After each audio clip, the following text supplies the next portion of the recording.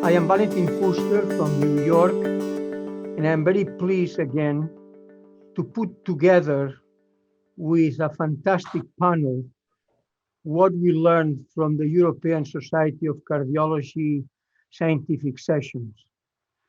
Now, I'd like to, first of all, to introduce this illustrious panel, and I will start with Dr. Dipti Ichaporia, who is the president of the American College of Cardiology, and is the Eric Shayla Sampson Endowed Chair in Cardiovascular Health at the Jeffrey Carlton Heart and Vascular Institute in Newport Beach, California. Thanks for being here, Dipti. Appreciate it. Then we have Dr. Julia Grabsa, who is editor-in-chief of Jack Case Reports, and she's consultant cardiologist at a consultant cardiologist at the Guy's and St. Thomas NHS Trust in London. And then we have Dr. Christine Alpert, who is the Lee and Harold Kapelovitz Distinguished Chair in Cardiology, Professor of Cardiology at the Cedars-Sinai Medical Center in Los Angeles. And finally, why not? We should have a surgeon, Dr. Michael Mack. Michael Mack has been with us many times. So thanks for coming, Michael. He's the medical director of cardiothoracic surgery for Baylor Scott and White Health, and the chairman of the BSW Heart Hospital at Plano Research Center in Texas. Well, here we have 4 fantastic people that will help us to navigate over actually 10 presentations. Maybe this is a very ambitious program, but let's try. 2 of the presentations are about heart failure, kidney disease, and diabetes, 2 about vascular disease and stroke, 2 about antithrombotics, then we have 2 about atrial fibrillation, and then we have 2 miscellaneous. Let's leave this for the end. So, ready to start? So let's begin with the 2 presentations on heart failure, kidney disease, and diabetes. One is the so-called Emperor study, and the other is the Figaro DKD study. So let's start with the Emperor study. Well, this is the name of the study. It was just published in the New England Journal of Medicine under the title Empagliflozin in Heart Failure with a Preserved Ejection Fraction. The first author of this paper is Dr. Anker, and who made the presentation, and is from the Department of Cardiology at the Charité University Medicine in Berlin. Well, this is an interesting study. Why is it interesting? Because when we talk about heart failure and preserved ejection fraction, we don't have an answer what to do. We give diuretics to see if the patient is less congested, but really we have not achieved any benefit of significance. Well, let's see about these SGLT2 inhibitors, what they can do. Well, we already know they reduce the progression of heart failure in patients with type 2 diabetes, and actually are fantastic drugs for patients with decreased left ventricular ejection fraction. So the question is why we don't try in patients with heart failure and preserved ejection fraction. And this is the study. The empagliflozin outcome trial in patients with chronic heart failure with preserved ejection fraction, the so-called Emperor Preserve, was carried out to evaluate the effects of SGLT2 inhibition with empagliflozin on measured heart failure outcomes in patients with heart failure in a preserved ejection fraction. Just some details of the study. Is a double-blind trial that randomized about 6,000 patients with class 2 to 4 heart failure in an ejection fraction of more than 40%. They receive empagliflozin 10 milligrams once daily or placebo, and the primary outcome was a composite of cardiovascular death or hospitalization for heart failure. The median follow-up was about 2 years, and a primary outcome event, which is, I have to say, how these were defined. Again, cardiovascular death or hospitalization for heart failure was significantly lower in the group treated with empagliflozin, with about 13.8% events versus 17.1% events in the placebo group. Again, and I repeat, the composite of cardiovascular death or hospitalization for heart failure. It turns out that the benefit actually depended from the lower risk of hospitalization for heart failure rather than from cardiovascular death. Interestingly, this happened in patients with or without diabetes. I say this because most of the studies done with this drug were in patients with diabetes and heart failure with decreased ejection fraction. Uncomplicated genital and urinary tract infections and hypertension were reported more frequently with empagliflozin. Well, I conclude by saying empagliflozin reduced the combined risk of cardiovascular death or hospitalization for heart failure in patients with heart failure and a preserved ejection fraction, regardless of the presence or absence of diabetes. And I will add, this benefit was consistent across pre-specified ejection fraction subgroups. They specify 40 to 50, 50 to 60, more than 60%. It worked in all of them. Well, exciting. Deepti, how do you react to that? Are you excited? Absolutely. I mean, we're starting to think that these SGLT2 should be in our water. I mean, all the trials that it's been has been positive. And I think that authors really need to be commended for this trial. We now actually have a drug in our toolbox. I mean, this is the first trial in the HFpEF population that's actually met its primary endpoint. But interestingly, the improvement in the patients with preserved ejection fraction, but the benefit was the greatest in those patients with an ejection fraction of less than 50. And then the effect seems to be attenuated as we go up, right? 50 to 60 is a little bit more attenuated, and even more so when it's over 60. I guess I would want to know, how do we optimally treat these patients that have an ejection fraction of greater than 60%?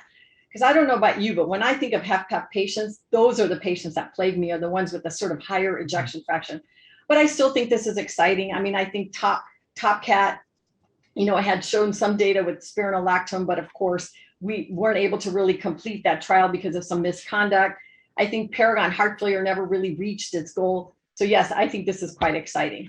So it seems to me that with low ejection fraction, we talk about beta blockers, neprilysin, we talk about inhibitors, we talk about mineralocorticoid inhibitors, but here is something very specific which appears to really play a role. Michael, are we getting rid of transplantation for these patients? No, I don't think so, because we're not transplanting patients with preserved ejection fraction very frequently. Thank you. That you gave the answer, Christine. But I think this is truly, this is the first therapy that's been shown to benefit in preserved ejection fraction patients. So it is very exciting from that standpoint. As you know, Milton Packer is one of my colleagues, and he's barely been able to contain his enthusiasm for this. Oh, but Milton Packer is probably climbing the walls at this time. Anyway, thank you very much, Christine. No, it's really exciting, and what's even more intriguing is what is the mechanism. I learned a lot by watching the meetings, and actually from Milton's talk as well. It seems to have an erythropoietin effect and all kinds of different off-target impacts, and it's just very interesting, and it's really great because it seems like it's pretty easy to use too. So for both of those two reasons, I think it's very exciting. Julia, how do you see this from London? I also share the enthusiasm of the panel and the enthusiasm of the authors that this is a landmark study. And also it's important for every country to reduce heart failure hospitalization. So even though there was no significant comparison in death, but however, reducing hospitalizations in our patients is #1 priority. Well, there's so much enthusiasm that maybe we should take advantage and continue this presentation. Let me go into the second one. The second one is the so-called Figaro DKD investigators, with the title in the New England Journal just published, Cardiovascular Events with Finerenone in Kidney Disease and Type 2 Diabetes. Of course, Dr. Bertrand Pitt from University of Michigan, he has been working with this type of drugs for a long time. But let me make some introduction, because we are dealing with three different situations that are interacting with each other. We are dealing here with chronic kidney disease. We are dealing with cardiovascular risk and with type 2 diabetes. And each of these leads to the other. So we all know about the association between these three entities. And here's the story. The mineralocorticoid receptor overreacts or is activated in patients with kidney disease and cardiovascular diseases. So therefore, we always have been talking about mineralocorticoid receptor antagonists. And this finerenone is a selective one. I learned this by doing a podcast actually a few weeks ago for Jack. And there was a lot of talk about this particular specific mineralocorticoid antagonist. Anyway, the question is, what do we know?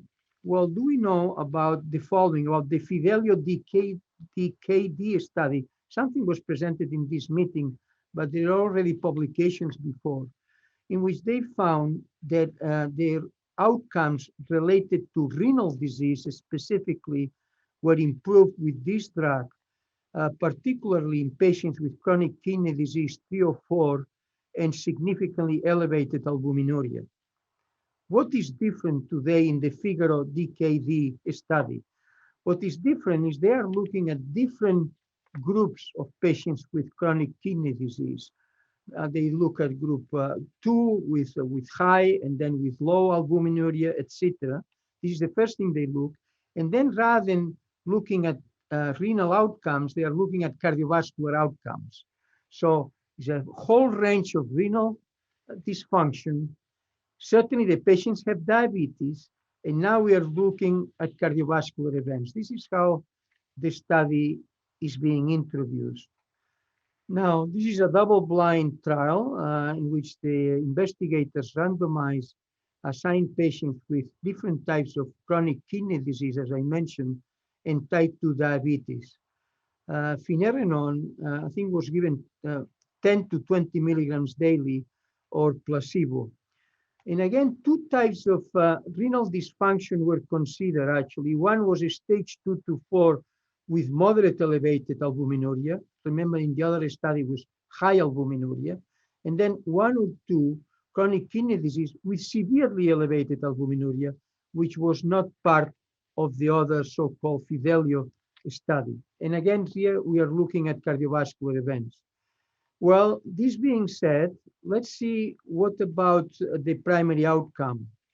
The primary outcome assessed in a time to event analysis was a composite of death from cardiovascular causes, non-fatal myocardial infarction, non-fatal stroke, or hospitalization for heart failure.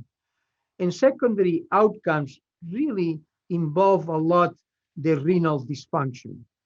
And let's focus particularly with the primary outcomes. How many patients? Over 7,000 that underwent randomization. And I already defined these groups. Follow-up about 3 years. Now, what about the primary outcome that we mentioned, really related to cardiovascular diseases? 12.4% events in the finerenone group and 14.2% in the placebo group. An absolute of close to 2% difference.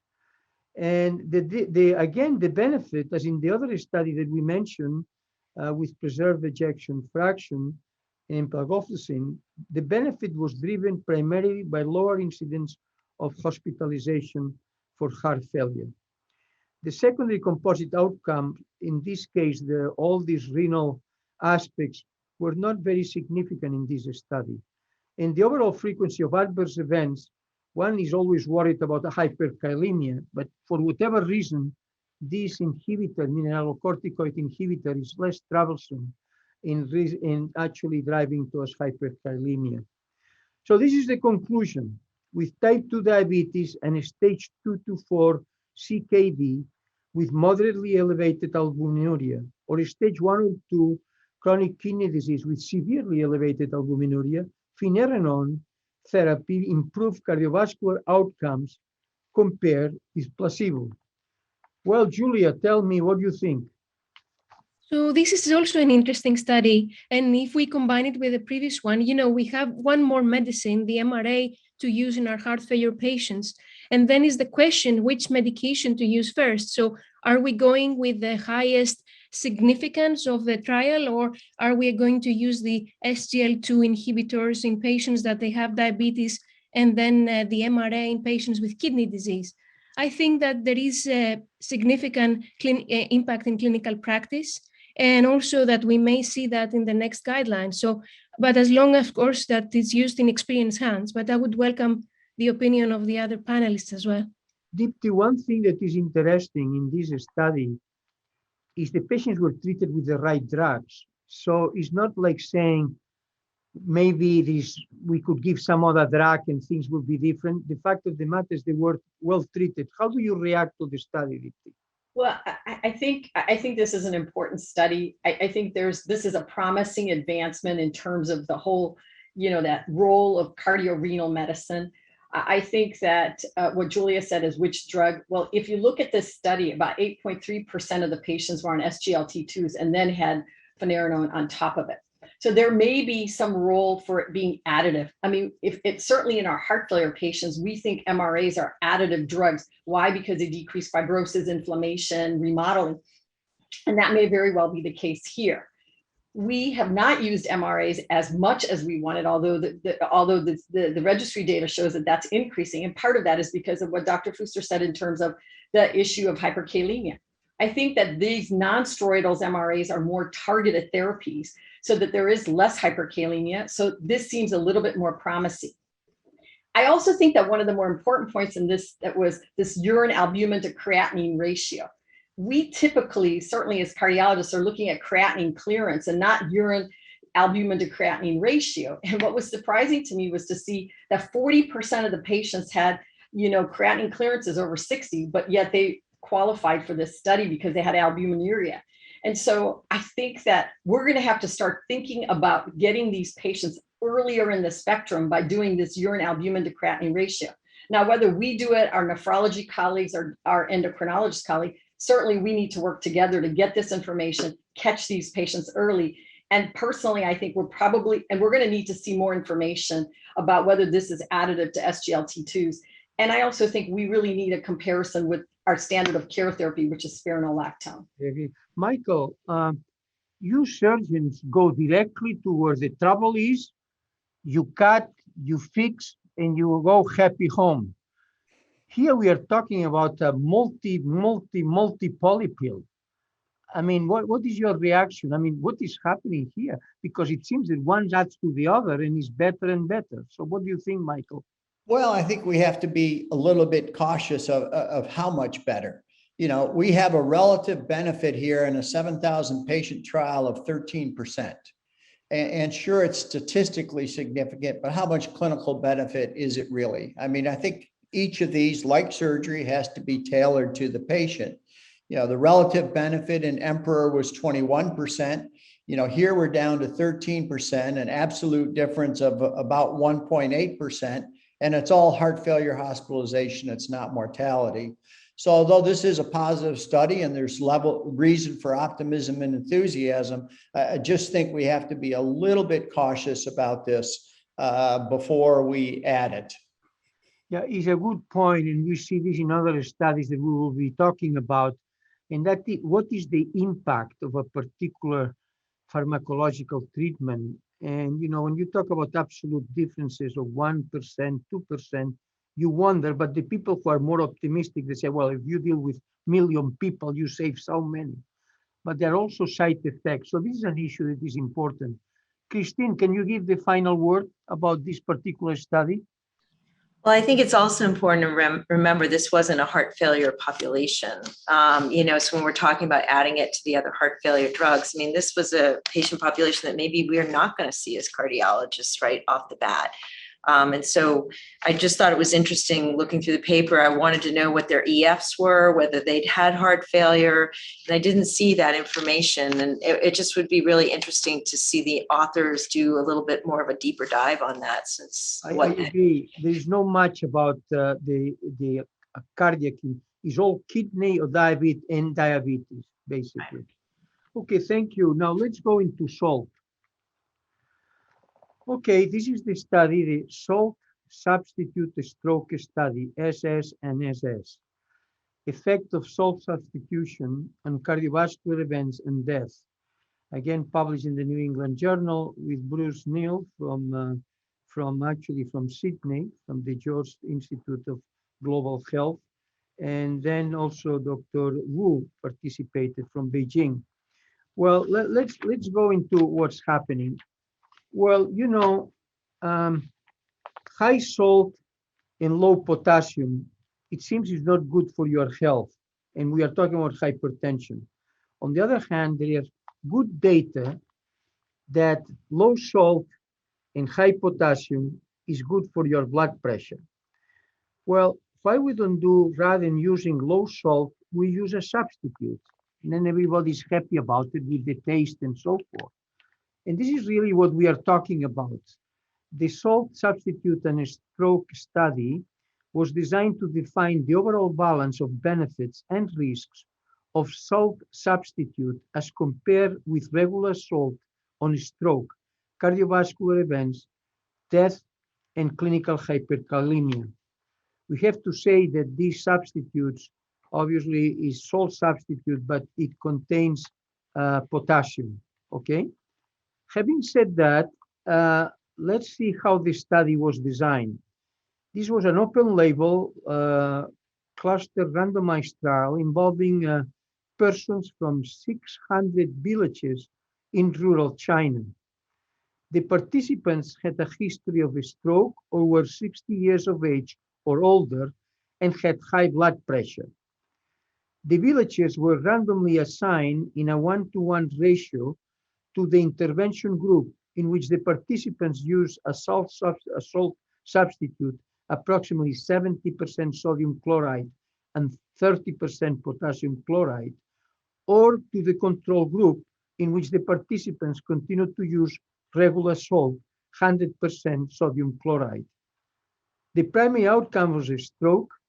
The secondary outcomes were measured adverse cardiovascular events and death from any cause, and the safety outcome was clinical hyperkalemia.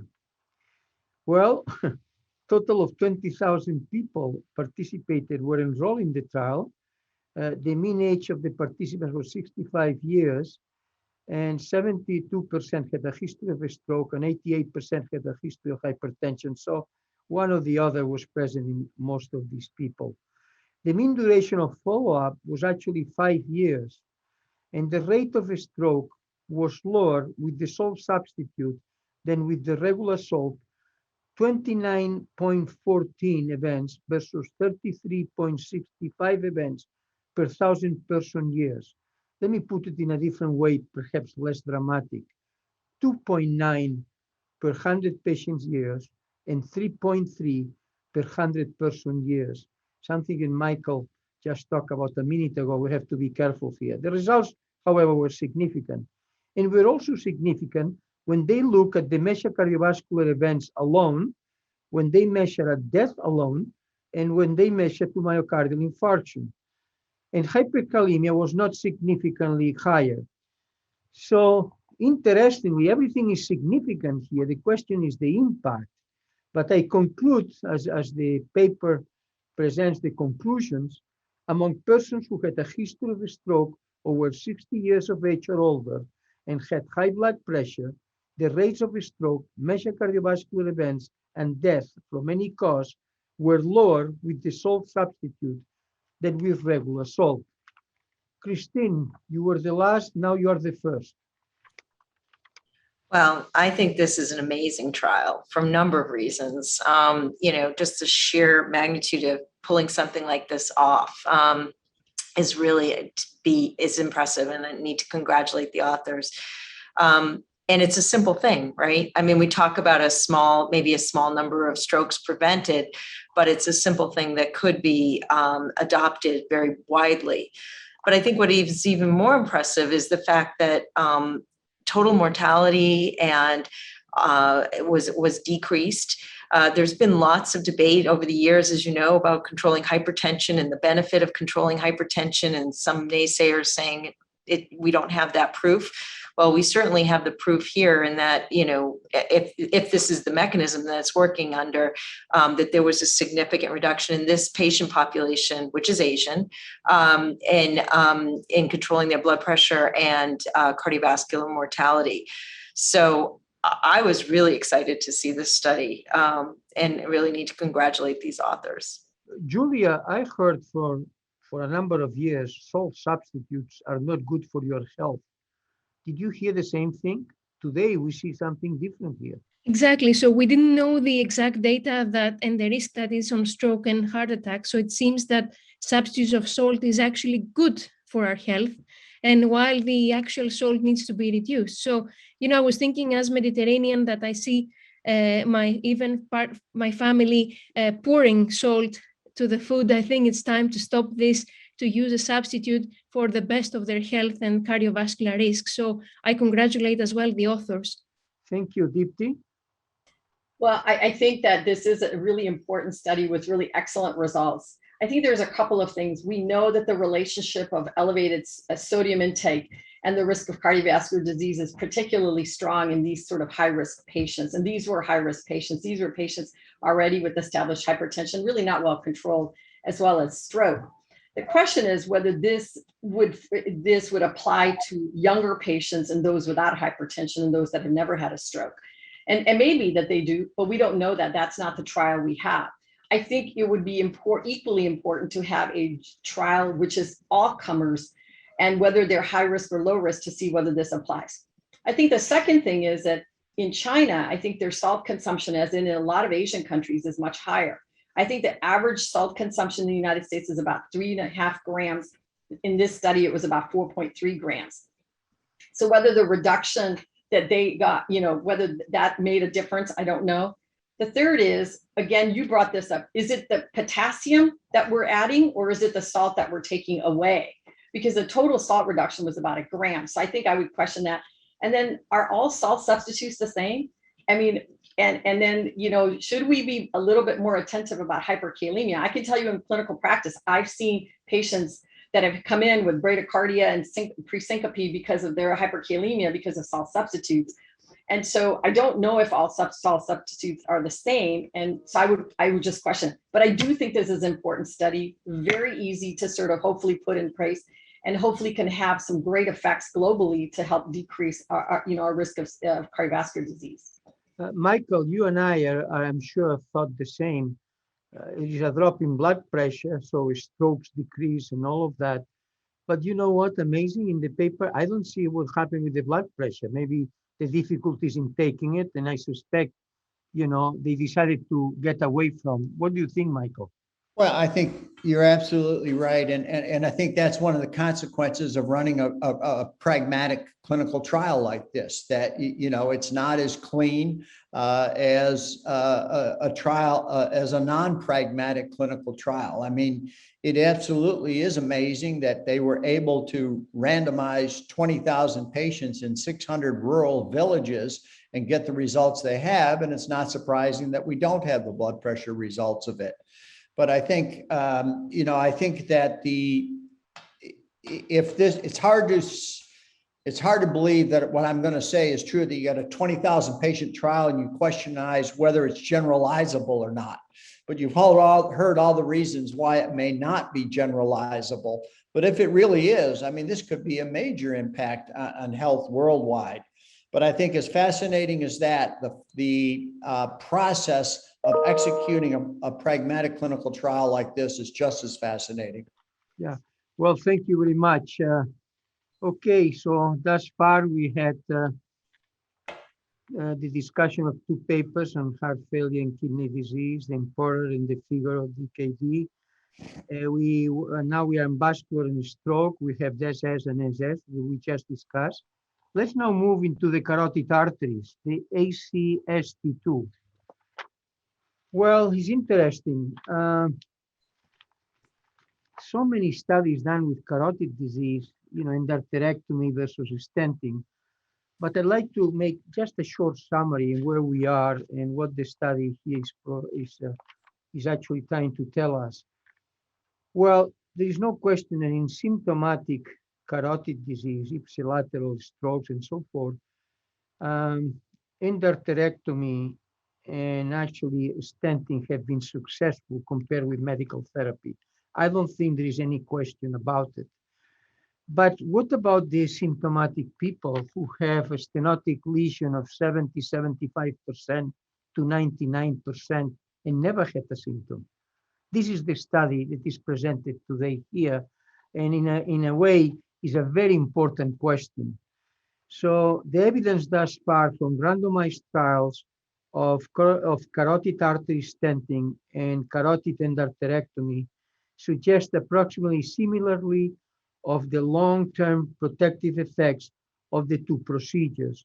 These are the number of small studies presented in the literature in the past. But this is actually a large study. So the ACST2 is an international multi-center randomized trial of carotid artery stenting versus endarterectomy among asymptomatic patients with severe stenosis thought to require intervention. I just might say that this paper actually was presented by Dr. Alison Halliday at the University of Oxford, and he is actually published today in The Lancet. Now, the patients had, as I mentioned, severe unilateral or bilateral carotid stenosis between 70% and 99% stenosis. And both doctor and patient agreed that a carotid procedure should be undertaken, but they were substantially uncertain which one to choose. Patients were then randomized for both stenting or endarterectomy and follow up at 1 month and then annually for a mean of 5 years. Procedural events were those within 30 days, and non-procedural events were considered after 30 days. Well, I think the most important issue here is the incidence of a stroke. But let's go to the study in itself. We are talking about 3,000 or 3,500 patients in 130 centers that were randomly, allocated into near 2,000 for stenting and 2,000 for endarterectomy, with good compliance, good medical therapy, and a follow-up of 5 years. This study was carried out between 2008 and 2020. And here are the results. Overall, 1% had disabled stroke or death. Interestingly, 15 cases in the stenting group and 18 cases in the endarterectomy group, not significant, 1%. This is within the first 30 days. And then 2% had not disabling procedural stroke, 48 allocated to coronary artery stenting, to carotid artery stenting, and 29 to endarterectomy. Now, when we go into the 5-year non-procedural stroke, the results were very similar between both groups. And even further, when they combine this trial with other trials that have been presented in the literature recently, whether the patient is symptomatic or asymptomatic, in both situations, there is no difference at all in using endarterectomy versus stenting, no difference at all. So in terms of the study, I think that serious complications, I will say, they were similarly uncommon after both by competent interventionalists in both cases.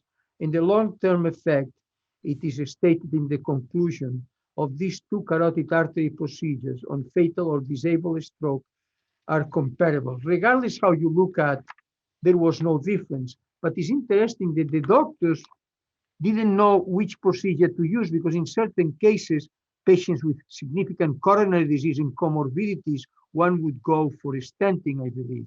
Well, I'd like to hear from you, Michael. What is your take from the study? So, first of all, I think that, the results of the CREST trial have held back carotid stenting to a large degree in favor of carotid endarterectomy. But clinical practice is changing more and more toward stenting. And I think this gives some validation that the outcomes, the non-procedural outcomes at 5 years are basically the same. So I think it is supporting what's happening in clinical practice already. I guess my biggest concern about this is, again, the generalizability of the trial. This trial took 13 years to enroll. And, both procedures have evolved significantly over that period of time. And you wonder what percent of patients in those institutions were treated if it took 13 years to enroll this trial. The other aspect of it is that for asymptomatic patients, there's a 3% stroke rate no matter which procedure you're getting. 1% death or disabling stroke and 2% non-disabling stroke. So you're paying a 3% price on the front end for treating asymptomatic disease. So I think that's of some concern.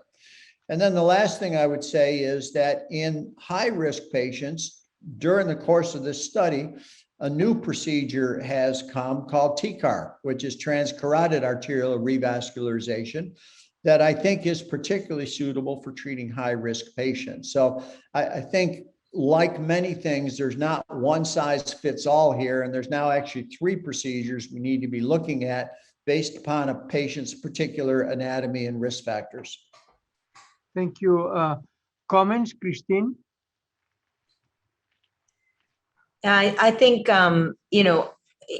it is a good study. We did, you're right, the 13 years, it must have been the idea that most doctors know what they want to do. They want to either do the stent or they want to do the endarterectomy. And so having these people that you would say one way or the other was probably hard to get at them.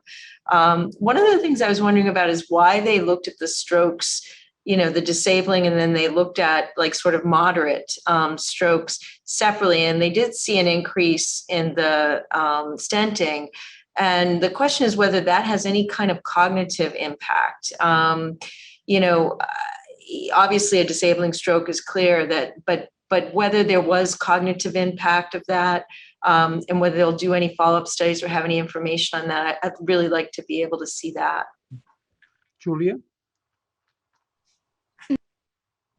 I agree with Dr. Mack and Dr. Alpert. I was thinking actually what I would suggest, or what I would like my patient to have. Practically, I agree with Dr. Mack that we shouldn't generalize, that we should think in experienced surgical hands what will happen, and to divide the patients with low and high risk. So I agree with that comments. Thank you, Deepti. I think that this trial really doesn't address the question of whether and when a carotid intervention would be appropriate. So I think that's a key point. I think the second is, it's nice to know that you could do either stenting or carotid endarterectomy, but I do think you have to think about what your institutional expertise is. So I think that's the second thing. I also think that it would really nice to be able to see what optimal medical therapy. In 13 years, medical therapy has really been optimized too. And even in this particular trial, only 85% of the patients were on statin therapy. You could argue that it should have been 100%. So I do think that it would be nice to see a trial that's a little bit, with optimal medical therapy comparing these therapies. There's a lot of personal judgment here when we see these patients. So many comorbidities and things that make you to act in one way or the other. But at least in general terms, it's an interesting paper that tells you that the differences are not very significant. Anyway, I think I appreciate your comments. I only have one comment to you, Michael, and that is in all the other trials, there is certainly an incidence of the stroke in patients that are asymptomatic, but it appears the incidence is less that if you don't treat these patients with a procedure. I just wanted to make this comment. Although the studies I'm mentioning are rather small, I wouldn't like pontificate here. Right, I agree. Okay, so we now have into 2 studies on antithrombotic therapy. And, you know, it's boring, this dual antiplatelet therapy stuff. But anyway, let's get into it. Doesn't mean it's not important. Let's be sure that I am not misquoted here. But anyway, let's go into the study, the Master DAPT study, entitled Dual Antiplatelet Therapy After PCI in Patients with High Bleeding Risk. Dr. Malchiamigli from Lugano in Switzerland, I think, presented the study. And certainly, I think it's interesting. What basically is happening here is that with the newest stents, now we are less and less aggressive to prevent thrombotic phenomena. And therefore, I think the question is also if we can decrease the bleeding since we don't need so much drug. So there is a movement towards monotherapy. Let's put it as a general concept. And certainly, we already know that in patients with high risk and acute coronary syndromes, there are a number of studies that show that the use of monotherapy after 1 or 2 or 3 months of dual therapy may be good because no more significant ischemic events and no more bleeding. The paper, however, here goes into a different direction, and that is, what about in patients who have a high risk of bleeding? And this is really the issue. A patient who have a high risk of bleeding, how long do you give dual antiplatelet therapy? I guess it's one of the questions that requires some answers, and this is what is presented in the paper today. Basically, 1 month after patients undergo implantation of a biodegradable polymer sirolimus eluting stent, the patients were randomly assigned, patients had a high bleeding risk, to discontinue dual antiplatelet therapy, that is after 1 month, or to continue for at least 5 additional months. It's interesting that in this dual antiplatelet therapy, the monotherapy approach, they use clopidogrel or another P2Y12, or they use even aspirin. So it's about 1 month versus 6 months. And here is the story. There are 3 different endpoints that they are using. The first endpoint are ischemic endpoints, including bleeding, cardiovascular ischemia, including bleeding. That's one endpoint. The second endpoint is ischemic events with no bleeding. And the third endpoint, bleeding alone. On the first one, which is all together, they look for non-inferiority. In the second one, where they use only ischemic events, is non-inferiority. For the bleeding, was superiority. Well, it's just to make the long story short, this is what happened, that in fact, 1 month versus 6 months, that is 1 month of dual antiplatelet therapy versus 6 months of dual antiplatelet therapy, it looks that there is no inferiority. You can have 1 month of dual and then go with monotherapy. There was no inferiority in terms of ischemic and bleeding events. The same in terms of ischemic events alone. The problem was that in the 6-month deal, when the patients received dual antiplatelet therapy and had a history that was suggestive of risk of bleeding, they did much worse. 6.5 bleeding events versus 9.4 bleeding events. So basically, what the study is saying is that 1 month of dual antiplatelet therapy was non-inferior to the continuation of therapy for at least 2 additional months with regard to the occurrence of net adverse clinical events and measured adverse cardiac or cerebral events. Abbreviated therapy resulted in a lower incidence of measured or clinically relevant non-measured bleeding events. So I think what it is saying is, if we have a patient with a high risk of bleeding, These were actually patients on anticoagulants. There's some patients had anticoagulation, but there's no good data. There were patients who were over age of 75, patients who had a bleeding risk because cancer. They were taking non-steroidal anti-inflammatory medications or previous bleeding events or blood transfusion. These were the group they are talking about. The answer is give just 1 month of dual antiplatelet therapy, and then you can continue for later on with monotherapy with one of the drugs that I mentioned. So let me ask Deepti, what do you think about all of these? Maybe you are excited about dual antiplatelet therapy. I'm not so much, but anyway, maybe you will stimulate all of us. Well, I mean, as an interventionalist, I will tell you that we are really plagued with these patients. So these high-risk patients, it's always a question, what should we do? And certainly the recent trend has been to look for, shorter dual antiplatelet therapy. I mean, we had the Global Leaders trial, we had the STOP-DAP2 trial that all looked at, 1 month of a dual antiplatelet therapy. Now, I think that this was a good trial. I think that there's a couple of things. One is that they used a biodegradable polymer stent, the sirolimus. And so the question is, can this be applied to other stents? I'm not sure. I think the other question that comes up is which antiplatelet monotherapy should we use? I mean, Twilight uses ticagrelor or some of the other trials do that. I think this is still an open question. They used Plavix, clopidogrel in 54% of the patients. I don't believe they did platelet reactivity testing. Should we be doing that if that's what we go with? They did do high-risk patients, which I was very happy about. And I do think that this is going to make us really start to identify our high-risk patients and start thinking about shorter dual antiplatelet therapy. So I am excited. I think that this is the right trend. We need to continue to look for these because we want to make sure that we're not trading bleeding for ischemic events. And I think we're getting some reassurance from these trials that we are decreasing bleeding, but we're not, sacrificing ischemic events as a result of it.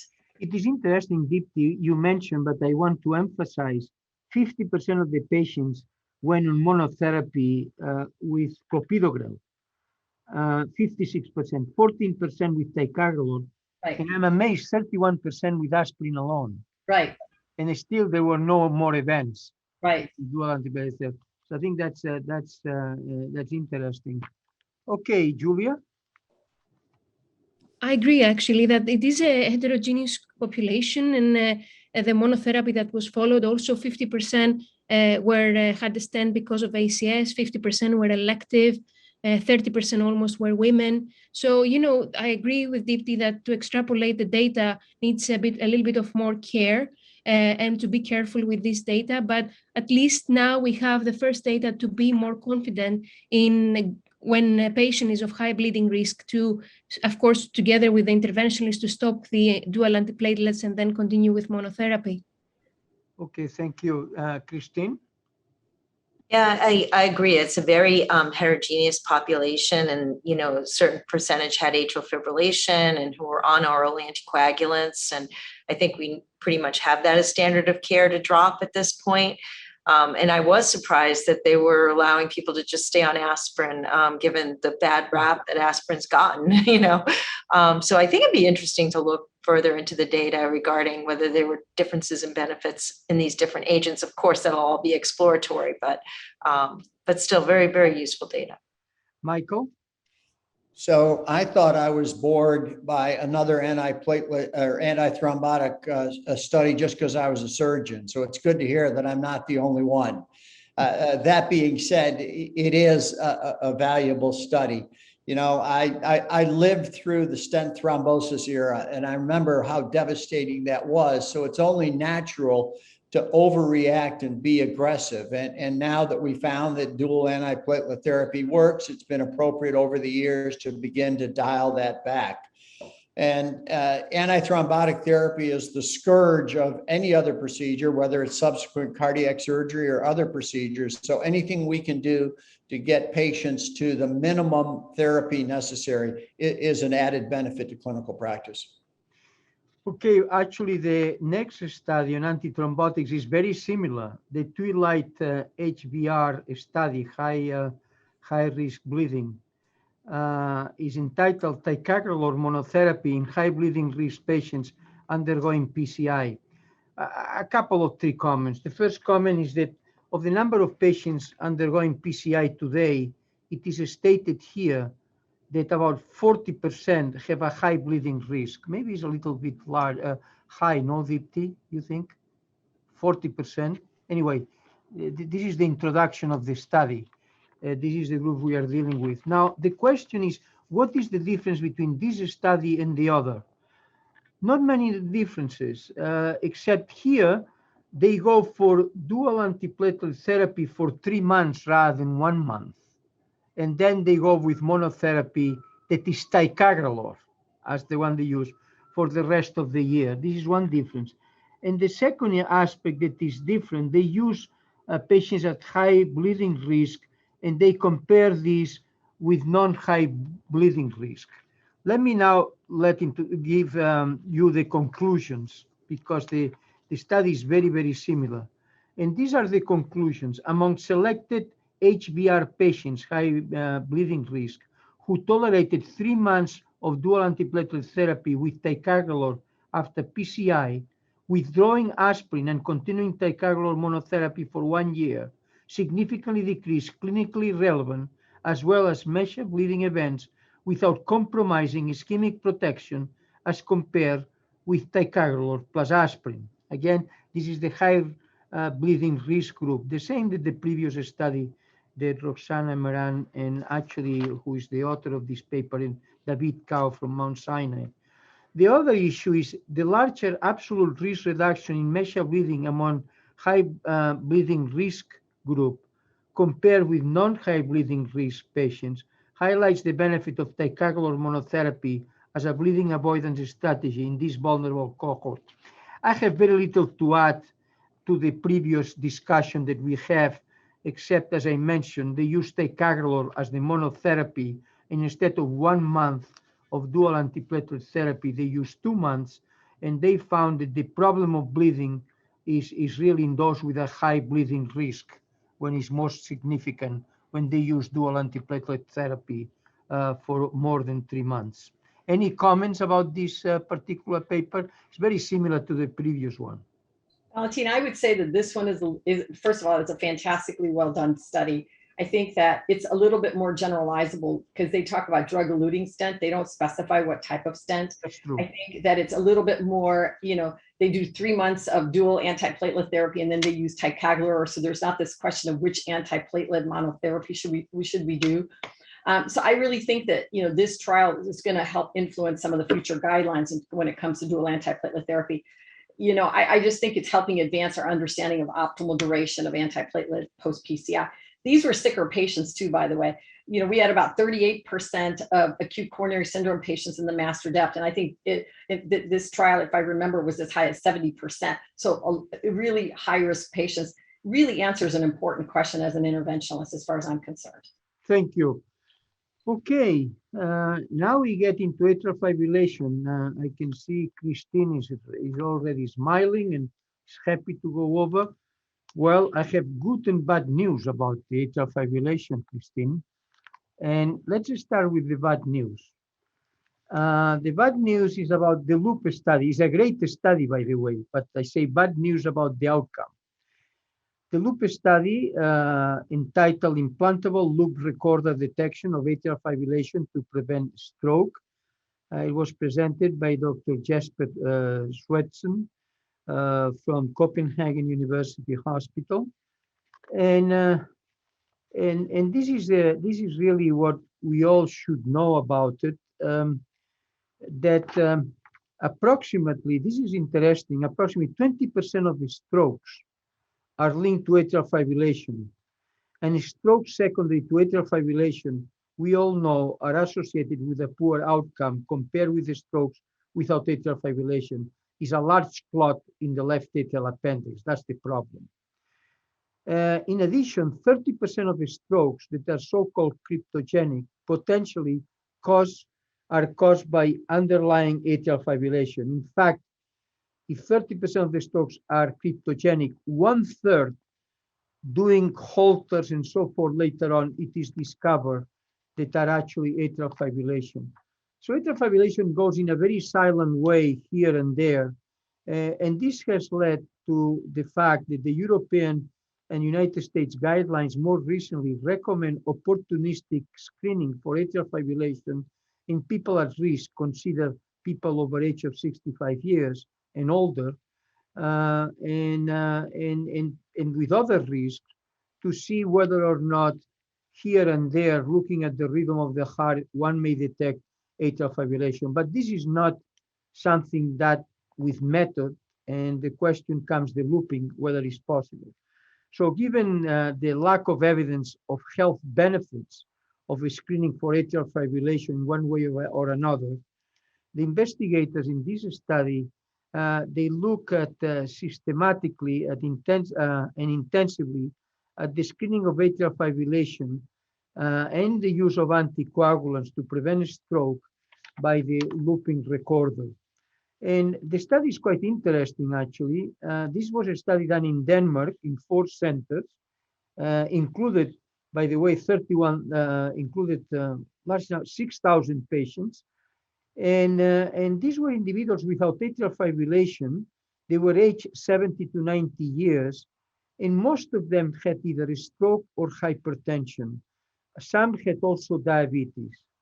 The participants were randomized in a 1-to-3 ratio to the looping recorder versus usual control. In the looping recording group, anticoagulation was recommended if atrial fibrillation episodes lasted 6 minutes or longer.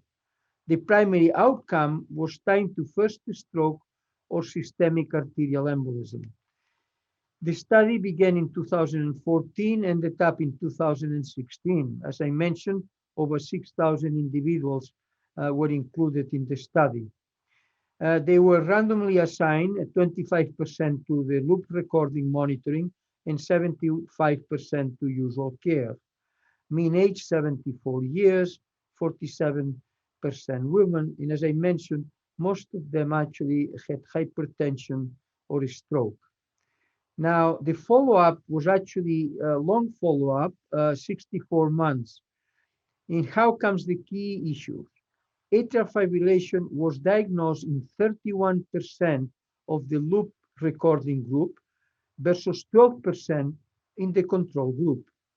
Oral anticoagulants were initiated in 29% of the positive loop recording group with atrial fibrillation versus 13% of the smaller group that was detected as controls.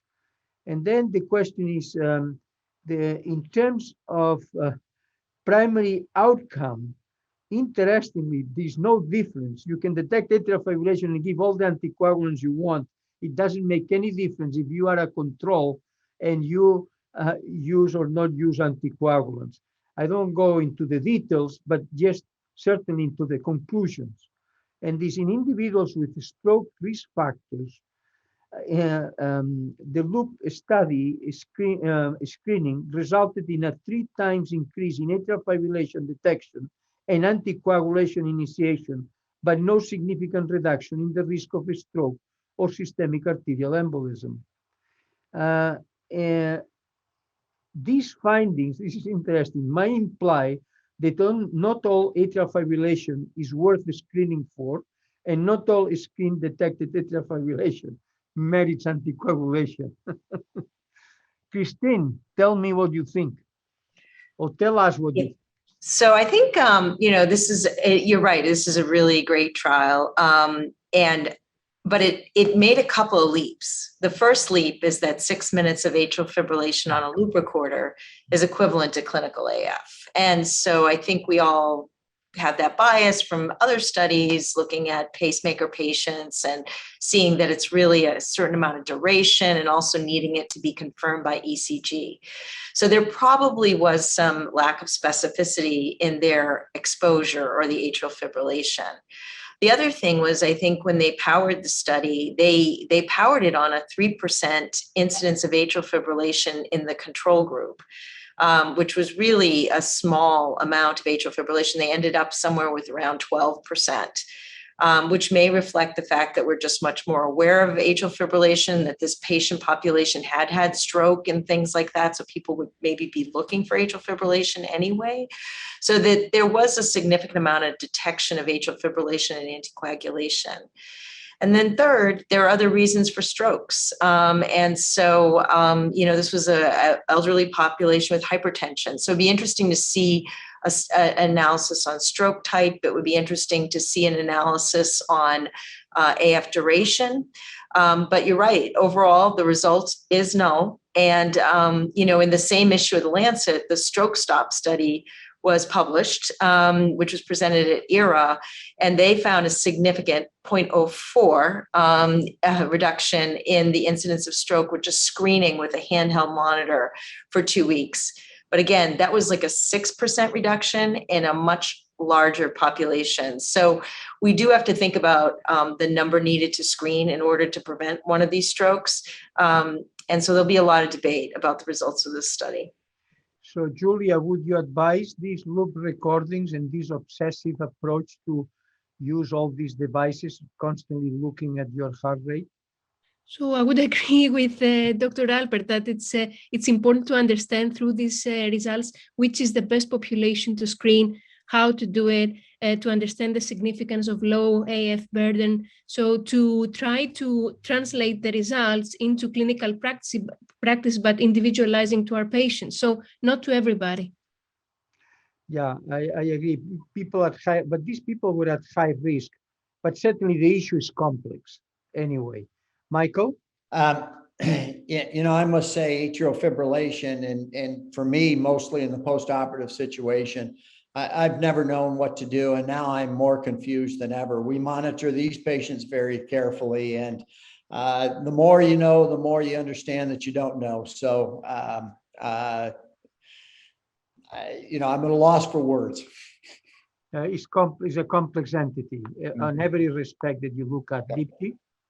Well, I think everything's really been said, but I think two additional points. One is, I think the timing of when you start therapy, in terms of how long somebody's had atrial fibrillation. I mean, I think Christine mentioned that we screen these patients at pacer checks and other times. And if they have atrial fibrillation, how long do they have to have atrial fibrillation before they really would benefit from oral anticoagulation? I think that's a question so maybe this will start that real conversation, particularly as the patients are wearing more wearables and wanting to fax you all of these tracings that they have. I think there's there will be a lot less excitement about all these wearables and sending you every strip that they get of 2 seconds or 5 seconds or 10 minutes of atrial fibrillation. So I think that from that standpoint, this is a good conversation for us to have. Okay, thank you. Well, I guess the other study on atrial fibrillation is the East AVNET 4 trial. And I just like to summarize it. Very basically, up until now, it has been a driving force that patients with symptomatic atrial fibrillation one may start by using all the strategies to control the rhythm of the heart, ablation and so forth. This is the symptomatic patients, and there's a lot of movement in this regard in the last 2 or 3 years. Here in the East AVNET 4 trial is actually looking at this situation in the asymptomatic patients, and that is worth it to really begin with a rate control from the very beginning in the symptomatic group. And I'm just summarizing, I will tell you the primary outcome. The primary outcome of this particular study, which entail at least, I think there were 4,000 patients at least. Primary outcome was a composite of death from cardiovascular causes, stroke or hospitalization with worsening or heart failure or acute coronary syndrome. And one looks at this and you compare the asymptomatic patients that begin having atrial fibrillation versus those who are symptomatic, the number of events is exactly the same. And those that you can prevent is exactly the same. So the basic message here is that we are moving towards early rhythm control of the atrial fibrillation, and whether the patient is symptomatic or asymptomatic. Christine, what is your comment about this? So, I mean, this is a very interesting study, all in all, the EAST trial and how it's going to fit into guidelines. I don't know that anyone's really 100% sure, but this follow-up study was really to kind of refute our guidelines, which are that we generally reserve rhythm control for patients who are symptomatic. When the EAST trial came out, it came out at the same time as the new ESC guidelines, which basically said that. So this trial is just showing that there are benefits. Now, there was no benefit on quality of life, which would not be expected, but there was benefit on hard outcomes, and it was equivalent between the two groups. So arguing that even when we see a patient, and remember, these are 75-year-old patients, they might be well rate controlled, comes into your office asymptomatic, you're going to put them on an antiarrhythmic drug or talk about ablation. It's a big sea change in our practice. And so these data, I think, are going to open up that conversation. Yeah. Is a real movement, is indeed. Deepti? I would say that Christine made some really great points. The question is, how do we know these patients are asymptomatic? You know, I mean, I think that's always the question, right? A lot of these patients, if you push them, you can, you know, elicit or solicit symptoms from them. I think the other sort of part that I was intrigued by when I was read it is they took the asymptomatic patients and then they did rhythm control versus regular care. But the data is presented as the asymptomatic rhythm control versus the symptomatic rhythm control. What happened to the patients that were asymptomatic that had rhythm control and regular care? We never saw that. We never got the data on that. I was sort of interested in that and wondered what those patients did. So, you know, I mean, I think it's interesting. I think a lot of us in practice, because we think that what, you know, I push the envelope with that asymptomatic, really do push the rhythm control. So I think practically speaking, we're doing this, you know.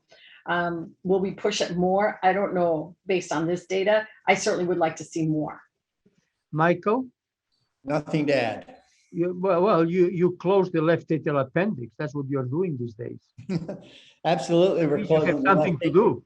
left atrial appendage, but in terms of rhythm control versus rate control after surgery, it doesn't make a difference. Okay. Julia? I agree, actually, that I think it needs a lot of discussion. And I was thinking as an imager, you know, sometimes it's good to protect also the left atrium that remodels quite fast in atrial fibrillation. So I think it's an interesting study, and we will see a lot more on imaging and other indices. Okay. Well, thank you very much. We have done 2 in heart failure, 2 on vascular stroke, 2 antithrombotics, 2 in atrial fibrillation, 2 miscellaneous. And this is the last 2. The IAMI, or influence vaccination after myocardial infarction.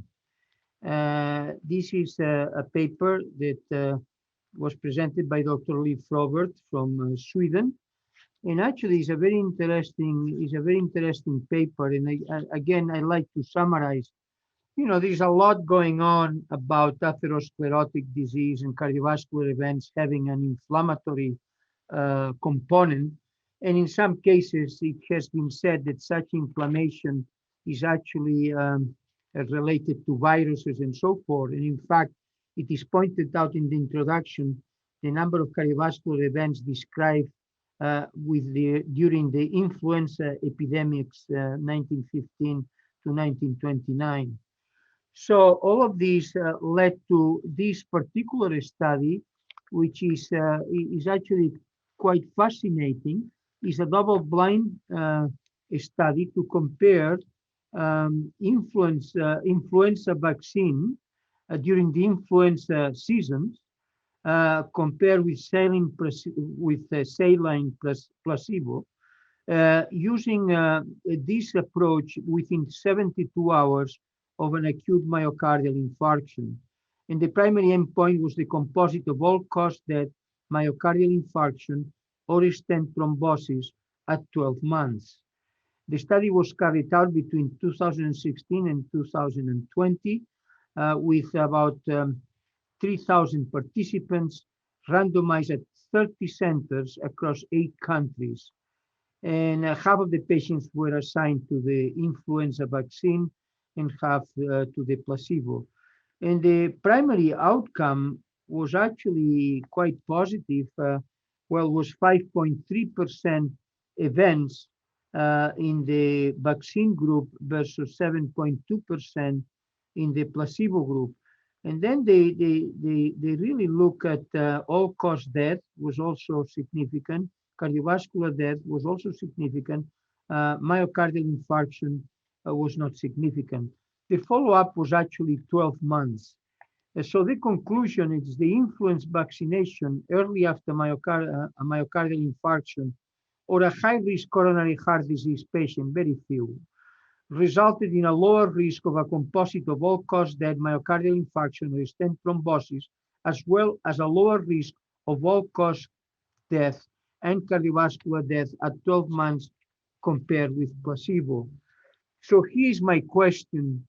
Is because these entities have a viral component or they make these patients vulnerable to the virus of influenza? I personally believe on the second, but I like your opinion. Julia? So this is an interesting point. Overall, it's a great study in favor of vaccination of patients, actually. And due to COVID, they also recruit 58% of the planned number of patients. So I think that if they would continue and we didn't have the COVID, practically would see amazing results. Now, it is indeed unknown, the mechanism, maybe because they are more vulnerable, maybe they have arrhythmias, or we don't know exactly the mechanism. And unfortunately, I don't know, but it would be interesting to find out. But it's great results. Dipti? Well, I think that this study really it supports the idea of maybe even in-hospital vaccination for the influenza after a myocardial infarction, to really prevent that all-cause and cardiovascular death. And I think that even though it's been in the guidelines before, I'm not sure it's well adopted, but certainly this is more ammunition because this is adding to this previous studies that showed a positive effect of this influenza vaccine in patients with coronary heart disease. Okay, Michael? I'm all for vaccines, and this, no matter what the disease, and this is further evidence that there's benefit to it. So I'm very impressed with the study. Okay, thank you. Let's go for the last one. Maybe you will be more impressed. I am already. Yeah, you are. Okay, this is the fabulous study. Native aortic valve disease progression and bioprosthetic valve degeneration in patients with transcatheter aortic valve implantation. This paper is actually from a lot of our friends at the University of Edinburgh, and the presentation was by Dr. Jacek Kuisinski from Poland, from Warsaw in Poland. Let me tell you the situation, which is quite fascinating. We all talk about TBR or TAVR, and they say this is wrong. It's not TAVR. Actually, you should talk about TAVI, because you are not replacing the valve, you are crashing the valve. And this is what the key of the study is. They did a number of sophisticated technologies, certainly echo and CT was done, but one of the technologies was actually the use of PET scanning with a particular type of scan, the F sodium fluoride, that actually measures activity of calcification. And these were the results. There were about over 40 patients on TAVI, and there were about 50 patients, I believe, that underwent bioprosthetic surgical valve replacement. And what they found is fascinating. The same story happens on what is left from the TAVI, on the native valve. By all these technologies, the disease continues to progress, and there is activity saying that perhaps the problem of degenerative valves or aortic stenosis has nothing to do with the movement of the valve or the dynamics, because that thing is there on the side. And the same happens with the SAVR, and the same happened with the replaced valve with TAVI. In other words, what they are really looking at is the same situation is about a lot on the three types of substrate that they look at. With imaging, the progression is the same. And actually what they point out that what we can expect from TAVI in the future is what we already know, what happens with bioprosthetic valves that have been replaced. So, Mike, are you excited about this? So yes, I am excited for a number of reasons. And the first is you are correct, or they are correct. TAVI was the original proper name for this. The reason the United States adopted TAVR, replacement rather than implantation, is because CMS insisted on it. They couldn't compute implantation and figure out a payment code. So it became TAVR instead of TAVI in the US simply if people wanted to get paid by CMS or not. So that's why there's two names to this disease. The second is that the group from Edinburgh, led by Mark Dweck, are experts in this area of progression of aortic stenosis and using fluoride PET scanning to determine activity of aortic stenosis. And using that as a parameter, perhaps to consider early intervention. So I think the important things out of this are as follows. As you mentioned, it did show that native valve disease continued to be PET positive up to 5 years afterwards. I think we have to be a little careful of that because for the TAVR procedure, the calcium got disrupted, and that in itself can be a stimulus to have more active calcification going on. The second finding is that there was no difference between TAVI and surgical aortic valve replacement. And I think, first of all, the follow-up is relatively short. It's not at a stage where I would expect a significant difference, but we do need tools to determine valve durability and not just waiting to see 10, 15 years, which one degenerates sooner. So using tools such as this, using tools such as microcalcification on CT scan as surrogates for durability are going to be very important going forward. Thank you. Chris? I just learned a lot. I think to me, intuitively, I thought, well, you're smashing the valve. How do you know that doesn't have a major impact on how it degenerates afterwards? So, but I agree that this sounds like a technique that can be used to follow, over time, degeneration. I wasn't totally surprised by the results, but very interesting. Deepti? I think the issue of valve durability is very important, right? I mean, I think we tend to think that gestalt wise that maybe SAVR is better for patients that are younger because we don't have the long-term data on these on TAVI in those patients. But I think this sort of says, well, maybe they have comparable degeneration, and if that's the case, maybe we would start thinking earlier about doing TAVI in our younger patients and our low-risk patients. So I think it's intriguing. It's too small of a study. I think we need more data, but certainly I think that it's starting to get to the question of what we want as clinicians, which is how quickly, what's the valve degeneration? How long are these valves going to last? Thank you. Julia? I agree actually with the previous points. I think that was an interesting study, even though I also was not surprised.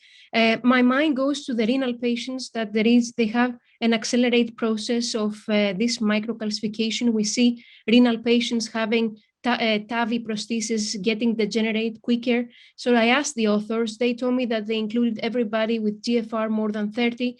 In the future, I would like to see this population to see how microcalcification develops in renal patients. And also, it would be interesting to find out what's the correct modality. For example, are we doing PET for everybody? I would do actually on high-risk patients that they have increased risk factors to degenerate their valve. Thank you. Well, look, thank you very much, Julia, and thanks to all of you. This is a fantastic type of exchange. Really like it. And I want to ask you a final question. Of all the 10 trials that we presented, which one you would pick as your number one? I give you 10 seconds. Deepti? I'll say Emperor heart failure. just because I think that this is, we need to know what to do about these HFpEF patients. Christine, The salt substitute. Michael, Emperor preserved ejection fraction was 1A and SALT study was 1B. Julia. I agree with these two studies. Yeah. All right, full agreement. Well, the one that I really like it were you. This was a great exchange. I think we all learned a lot here, different points of view, and was wonderful. I really appreciate very much. And I think what you are asking is that you will be invited again. Thank you very much. It was wonderful, and I really appreciate it. Thank you.